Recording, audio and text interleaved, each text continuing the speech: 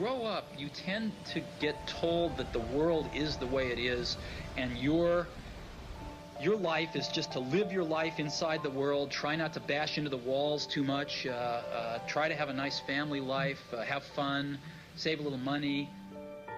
That's a very limited life. Life can be much broader once you discover one simple fact, and that is everything around you that you call life was made up by people that were no smarter than you. And you can change it. You can influence it. You can build your own things that other people can use. Once you learn that, you'll never be the same again.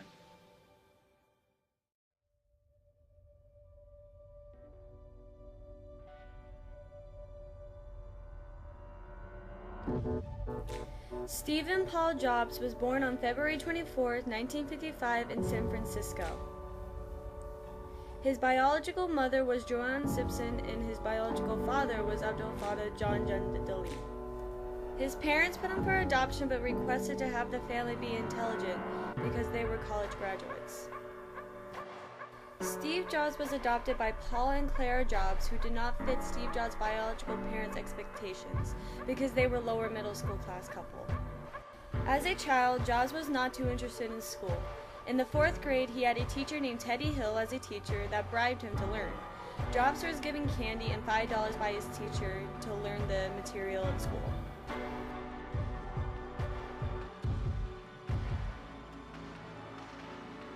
When Steve Jobs enrolled in Homestead High School, he joined an electronic class that helped him see that he had a huge passion for electronics. In 1969, Jobs was 14 when he was introduced to 19-year-old Stefan Wozniak, who also had an interest in electronics.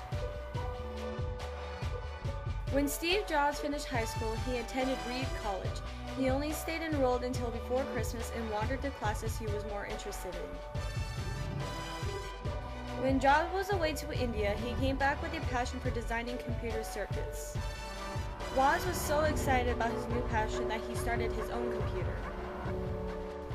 When Woz showed Jobs his new computer, Jobs decided that they should create a business together. Like any business, you need to have starting money. Both Jobs and Woz had to sell personal items so they could get $1,000 to start creating the boards. If it wasn't for Jobs, Woz and himself wouldn't be having a business together and making the new company named Apple. Apple Computers got their first break when Apple Computers bought Ron Wayne out for $800 and incorporated the company on April 1st, 1976. Also in the year of 1976, Apple I was created and sold for $666.66. In the year of 1977, Apple II was created. The Apple II is the first personal computer to generate color graphics on the screen. The computers were so popular all around the world that the rate was 1 million a year. Steve Jobs showed great leadership through the process of creating Apple because he created the first personal computer that can show graphics on the screen while you type.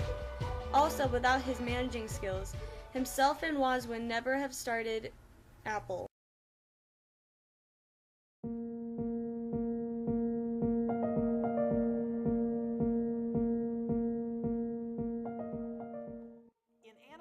It is so expensive that you cannot afford to animate more than a few percent more than is going to end up on the screen. You could never afford to animate 10 times more than is going to end up on the screen. So how do you do it? Well, Walt Disney himself solved this problem decades ago. And the way he solved it was he said, we have to edit our film before we make it, not after. Well, how do you edit a film before you make it? Well, you get your story team together and you do storyboards. You do these little pictures for every key scene. But that wasn't enough. Then what he did was he actually photographed them on film. He filmed each picture, of which there are, thousands. And then he got he got scratch voices, people around the studio to do the voices, and he'd even put in some scratch music. And then he could watch his movie. And we still do that today. We use video, we're more sophisticated at it, but basically we build our movie before we make it out of these story sketches, and we video them and we put scratch music and scratch voices so we can watch our movie.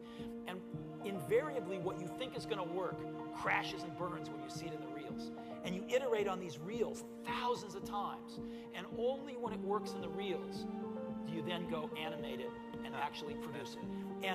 And so, you know, in Hollywood, one of the most popular sayings is, you know, the story is king. But it turns out it really isn't.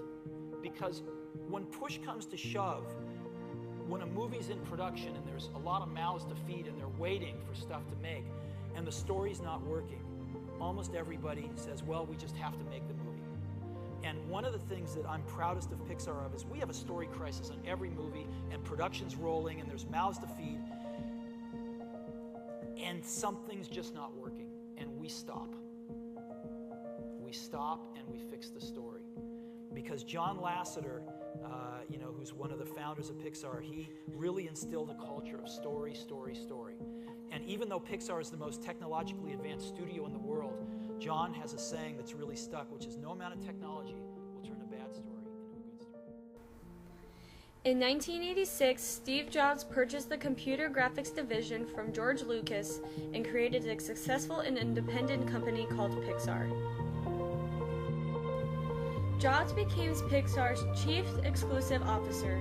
He only invested $40 million into development of Pixar's hardware, software, and animation sectors. Jobs gained almost total control of the company. During the time, Pixar's studio only focus was on computer animated shorts, commercials, and special effects. But when Jobs came to the Pixar studios, he wanted to make a full-length animated film. To make Jobs' plan for creating a full-length computer animated film, he made a $26 million three-figure distribution deal with the Walt Disney Company. When Steve Jobs died in 2011, he left a huge legacy in Pixar Animation and Walt Disney. Without his involvement in both companies, we wouldn't have any of our childhood animated films that we see today. These films, such as Toy Story and Finding Nemo, would never have been created without the help of Steve Jobs. Jobs created a new way of technology by showing that it is possible to make a full-length computer animated film.